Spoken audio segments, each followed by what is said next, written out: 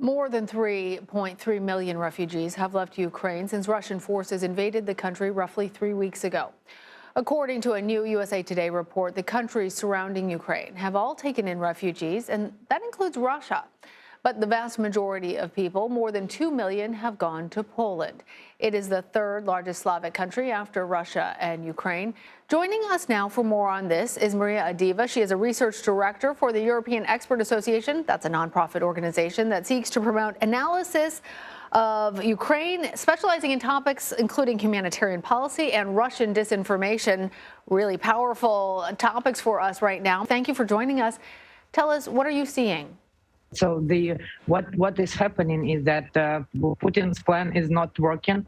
So Russian troops are not able to get control over any large Ukrainian city, and that's why they keep terrorizing the civilians, especially in such cities as Mariupol and Kharkiv as well. So in Kharkiv, we are in the constant 3 days of shellings. The residential areas are being hit by Russian missiles and multiple rocket systems, and also cluster munition. I today myself was to the spot where yesterday the Russian missile hit an apartment building and spoken to these people that now have to flee their homes because they have no place where to come back.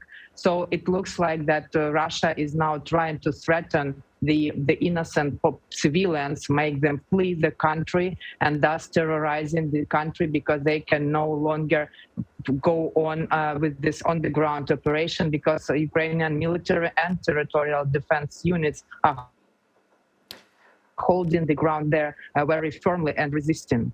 We appreciate also you showing us the images of what you see there in Kharkiv. Given that devastation, so many people have either become internally displaced in Ukraine or have fled the country. Around 2/3 of Ukrainians who have left have gone to Poland. Why have so many gone in that direction as opposed to any of the other surrounding nations?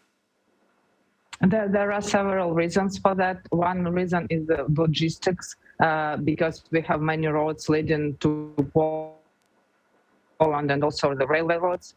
The second is that we have good connections. Ukraine has great connections with Poland, and we have had during the last years a big number of migrants, of labor migrants to Poland. And that means that people here in Ukraine now have some connections and have places where to go to Poland.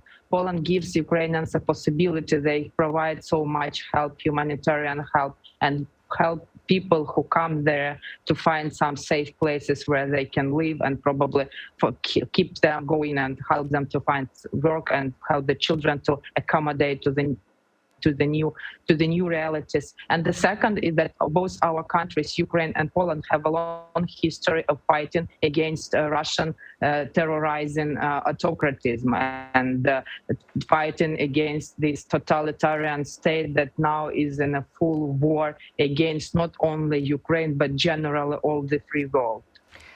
Maria, with 2 million refugees going to Poland, 3 million leaving Ukraine, it's a small percentage, but still there are 184,000 Ukrainians that have evacuated to Russia, according to our reports. Explain why this might be. I think that this is to the very large extent Russian misinformation. What was happening before Putin started this war on the 24th of February, there were a mass forced evacuation from the territories of the so-called republics. If you recall that what was happening in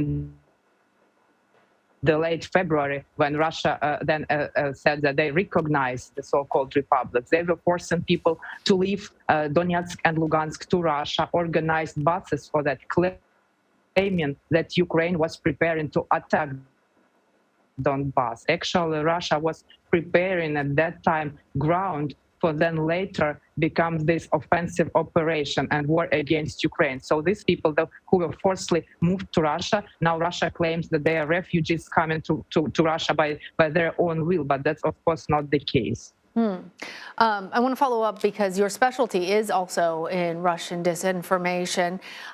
We know that President Putin has used that tool to try and frame himself and Russia as sort of reluctant interventionists on the side of a noble cause, which clearly does not track with what we have seen on the ground there. What are some of the other examples of Russian misinformation that are being perpetrated right now, and how is that affecting this war?